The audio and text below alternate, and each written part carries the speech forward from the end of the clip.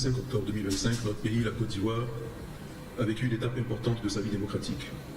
Au terme de ce scrutin, les premières tendances des résultats placent le président sortant, M. Alassane Ouattara, largement en tête, le désignant comme le vainqueur de cette élection présidentielle. Je voudrais, en mon nom personnel et au nom du Congrès démocratique, lui adresser mes vives félicitations pour sa réélection. Chers compatriotes, la campagne électorale est désormais derrière nous. L'heure est à l'union et au rassemblement de toutes les filles et tous les fils de notre belle nation. L'avenir de la Côte d'Ivoire se construira avec tous et pour tous. Voilà, vous venez donc de voir le candidat Jean-Louis Billon qui était donc adoubé par Code, félicité au vu des résultats provisoires, le candidat Alassane Ouattara. Messieurs, décryptage, analyse, je commencerai par vous, monsieur Franck Itia, journaliste, directeur de publication à Djoua.net. Quel commentaire vous en faites?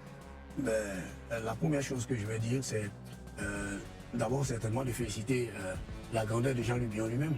Voilà, parce que, comme il a dit, au vu des résultats, provisoires. Des résultats provisoires et certainement, parce que quand vous êtes candidat, vous avez des représentants un peu partout, donc vous avez facilement accès avant tout le monde. Avant tout le monde. Donc il a pu se rendre compte que c'est devenu compliqué et que le candidat président sortant Alassane Ouattara. Ça veut dire quoi, c'est devenu compliqué?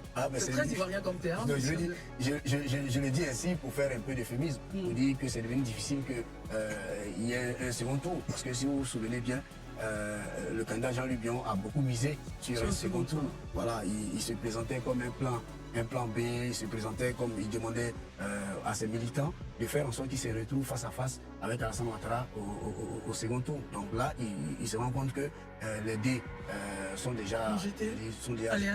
Voilà, les choses sont déjà, les carottes sont déjà cuites et qu'il faut maintenant se projeter sur l'avenir. Et cette conférence de presse qu'il fait maintenant dans le feu de l'action, c'est une façon pour lui de se projeter sur l'avenir, de dire que lui, on a une démocratie qui est encore fébrile, qui est encore à la recherche de ses marques, mais on y arrivera et que c'est comme ça que ça devrait marcher. Quand on a les résultats, on félicite le gagnant et puis on passe à autre chose et on pense à l'avenir comme il le dit si bien dans le morceau que nous avons vu. Donc Jean-Louis Billon se projette vraiment de façon claire sur 2030, 2035, peut-être même 2040, pourquoi pas. Voilà. Daouda Coulibaly, c'est bien la première fois qu'en Côte d'Ivoire, on assiste à un tel geste. On parle de grandeur d'esprit du candidat. Est-ce que vous allez dans cet axe-là? Effectivement, je m'engouffre dans cette salle et je pense que vous faites bien de dire que c'est bien la première fois. Parce que lorsque j'écoutais M. Jean-Louis Billon, je me suis dit, waouh, on vient vraiment de très loin. Parce que je pense que les Ivoiriens ont toujours rêvé de voir à un certain moment les candidats, les adversaires, se dire, moi, j'ai les résultats, je sais que ça ne va pas. Je ne peux plus gagner, j'appelle l'autre pour le féliciter. Et aujourd'hui, vous voyez que depuis hier, où il y a eu les élections, tout le monde parle de maturité. Oui. Et je ne dirais pas que nous avons atteint la pleine maturité, mais je pense qu'on a commencé à entrebâiller la porte de la maturité démocratique. Voir aujourd'hui Jean-Louis Billon. Parce que vous savez, depuis les élections, chaque fois qu'il y a les élections, chaque QG a les résultats. Tout le monde connaît les résultats.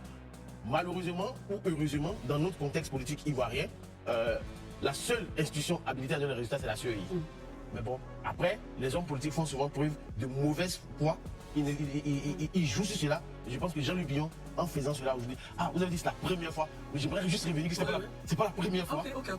Selon moi, c'est la deuxième fois. Parce que la première personne qui a fait cela, c'est M. Stéphane Kipré à Daloa, lors des élections régionales, qui a appelé M. Mamadou Touré, qui avait gagné pour lui le féliciter. Donc, il était bon de faire cette précision. Mon propos, c'était au niveau de la présidentielle. Voilà, merci beaucoup pour cette précision-là. Donc, moi, je pense que Jean-Louis Billon est à féliciter. Après, on va rentrer dans le fond du sujet en analysant les actifs. Alors, Élisée Bolobeuf, c'est comme on le dit, hein, il nous faut vraiment applaudir ce petit geste, comme disaient donc les Américains, un petit pas, mais un petit pas sur la Lune, mais un petit geste, mais qui symbolise beaucoup de choses et qui ouvre la voie à une Côte d'Ivoire nouvelle, pourquoi pas, Élisée? Oui, Christophe, hier, si vous vous souvenez, je disais ici que ces élections que nous venons de faire ce samedi et l'environnement qui a entouré viennent de nous plonger dans une nouvelle spirale de notre vie démocratique dans ce pays, de la vie politique de façon générale.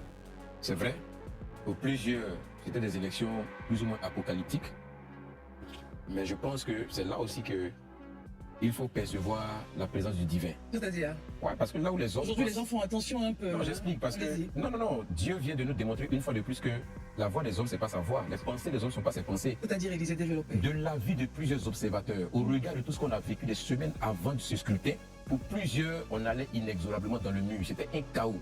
Peu d'Ivoiriens pouvaient parier sur ça. Que vraiment on allait sortir aussi, aller voter tranquillement, avoir des résultats qui vont commencer à tomber, et puis le ciel ne tomberait pas sur la tête. Ils n'étaient pas nombreux d'Ivoiriens à pouvoir parier là-dessus. Mais c'est ce que j'ai dit justement, nos pensées ne sont pas les pensées de Dieu. Et là où vous ne vous y attendez pas, Dieu vous surprend toujours. Et là, il est en train de nous surprendre. On est en train de vivre des choses qui sont en train de, comme je l'ai dit hier, sont en train de tourner la spirale de notre vie politique. C'est une page qu'on est en train de refermer. La page de la violence politique. La page où, au lieu qu'on fasse la promotion des idées, mais c'est le problème de personne. On est en train de... je dis, on a déjà tourné ça. Vous verrez que désormais, la politique se fera autrement. Les Ivoiriens vont comprendre qu'on n'est plus dans les notions de personne. Parce que de toute façon, ceux-là qui ont créé cette cristallisation pendant les 3 décennies, aujourd'hui sont en train de sortir de la scène politique. Donc on aura vraiment une nouvelle scène. Et je pense que les Ivoiriens de plus en plus sont en train de montrer qu'ils ont tiré les leçons de tout ce qui s'est passé par le passé. J'ai souvent appelé sur ce plateau ici qu'on a tout expérimenté dans ce pays. On a fait une rébellion, on a fait un coup d'État, on a fait une crise post-électorale, on a fait une crise préélectorale en 2020 avec comment on appelle ça, le boycott actif. On a tout expérimenté. Qu'est-ce qui reste encore expérimenté? Quand on finit tout ça, les Ivoiriens sont devenus suffisamment matures et raisonnables et rationnels pour comprendre et pour savoir là où il y a leur intérêt. Leur intérêt aujourd'hui, c'est dans la stabilité. Voilà, on n'est pas prêt à se battre ni à se tuer aujourd'hui pour quiconque, quel que soit le nom que tu veux porter dans ce pays. Les Ivoiriens n'en veulent plus. Ils veulent vivre. Et ils savent aujourd'hui que leur histoire ne s'écrit pas par un homme. L'histoire de cette nation ne s'écrit pas par un homme. Les hommes ne contribuent qu'à l'histoire de cette nation, mais ce n'est pas les hommes qui l'écrivent. Donc quand on a compris ça, il y a des actes qu'on ne peut plus traverser, il y a des actions qu'on ne peut pas poser. Et moi je vois à travers le geste de Jean-Louis Billon et tout ce qui s'est passé depuis jeudi, le vendredi et samedi, que vraiment nous venons de tourner une page et nous avons résolument pris notre direction et nous sommes sur la bonne voie. Monsieur Azuma, hier vous disiez, attention, nous sommes une jeune démocratie qui se nourrira forcément d'erreurs et sur le chemin faisant de consolidation de nos institutions. Cet acte-là montre que nous sommes quand même, nous avons pris une pente assez, pas descendante, mais ascendante vers les grandes démocraties. Pas forcément vers les grandes démocraties, mais nous sommes... On y arrive un peu. Oui, c'est un ouf, hein, c'est un ouf de soulagement, c'est un bol d'oxygène que nous venons d'avoir.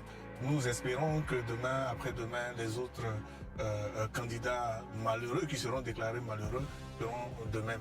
Il faut observer que, comme Élisée l'a dit tout à l'heure, nous avons passé des situations tellement difficiles qu'aujourd'hui, les acteurs politiques sont en train de montrer qu'ils peuvent faire autre chose. Donc tourner le dos à la violence, parce que construire une nation, c'est d'abord la construire dans la paix.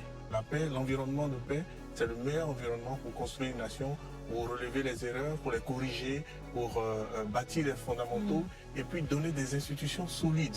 J'aimerais vraiment souligner cela. La solidité des institutions garantit la paix et le progrès économique. Très bien, docteur Kwame, est-ce que vous êtes surpris au vu de tout ce que vous avez eu à faire en Côte d'Ivoire, parlons de sensibilisation 3 ans avant, et toutes vos actions de paix? Est-ce que vous dites on est arrivé au bout d'un processus, une nouvelle page s'ouvre pour cette nation avec de telles attitudes?